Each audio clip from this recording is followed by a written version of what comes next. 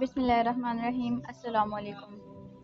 اس کے بعد مور نے کہا کہ میں نے کافی غور کیا اور مجھے اندازہ ہوا کہ صرف کوا ہی وہ واحد ہے جسے کوئی شکاری نہیں پکڑتا، جو کسی پنجرے میں قید نہیں۔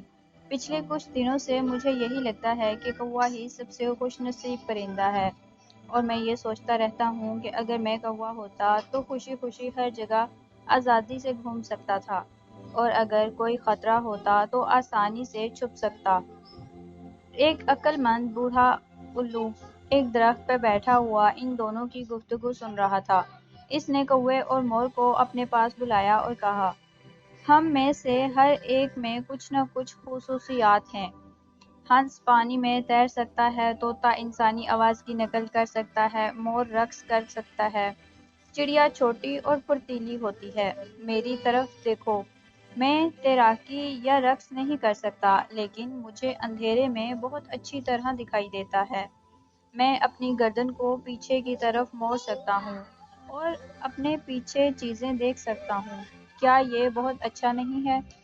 جب دن کے وقت دوسرے تمام پرندے سخت محنت کر رہے ہوتے ہیں تو میں اپنے گھونسلے میں سکون سے سو رہا ہوتا ہوں۔ کوا مایوس ہوا کیونکہ اسے تو اپنی کسی خصوصیات کے بارے میں نہیں پتا تھا۔ اس نے الو کی بات کاٹی اور کہا، مجھے تو ایسا لگتا ہے کہ میں تمام پرندوں سے سب سے زیادہ ناخوش ہوں۔ الو مسکرایا اور جواب دیا، فراست اور سمجھ بوجھ میں کوے کو دوسرے پرندوں میں برتری ہے۔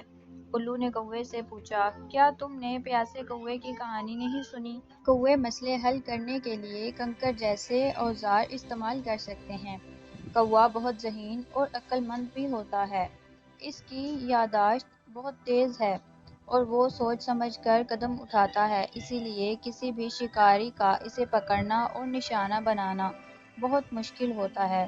الو کو پرندوں میں بہت عقل مند مانا جاتا ہے۔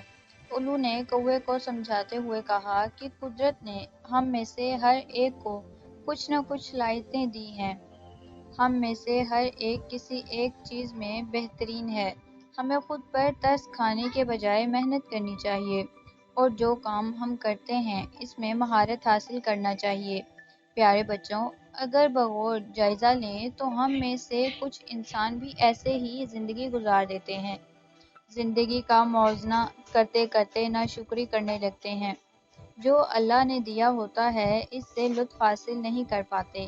اپنے پاس 100 روپے ہوتے ہیں لیکن دوسروں کے 1000 پر نظر رکھنے کی وجہ سے بے چین زندگی گزار رہے ہوتے ہیں۔ اللہ نے انسان کو بے شمار نعمتوں سے نوازا ہے، لیکن انسان پھر بھی ناشکرا ہے۔ اپنے سے زیادہ والے سے موازنہ احساس کمتری میں مبتلا کرتا ہے۔ موازنہ کرنا ہی ہے تو اپنے سے کمتر سے کیجیے، اور پھر اللہ کا شکر کیجیے جس نے بہت ساری نعمتوں سے نوازا ہے۔ اگر آپ کو یہ سٹوری پسند آئی ہو تو لائک، شیئر اور سبسکرائب کرنا مت بھولیں۔ Thanks for watching. اللہ حافظ۔